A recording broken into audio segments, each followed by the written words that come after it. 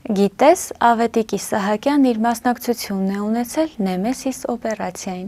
Գրողին հանձնարարված էր տեղեկություններ հավաքել Թալիաթ Փաշայի տեղաշարժերի վերաբերյալ, իմանալ ծածկանունները։ Գերմանիայում Իսահակյանը հանդիպել է Սողոմոն Թեհրերյանին։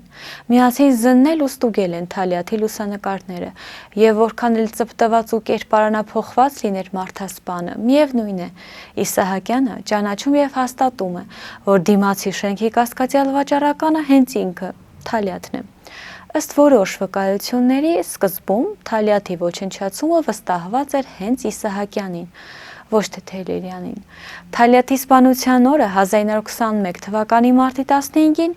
Իսահակյանին վստահված է եղել գործողության ապահովագրումը։ Նա սպասել է Թեհրերյանին փողոցի մյուս կողմում, որ գործն ավարտին հասցնի, եթե հանկարծ ինչ-որ բան այն չլինի։ Եթե հավանեցիք տեսանյութը, չմոռանաք թողնել մեկնաբանություն։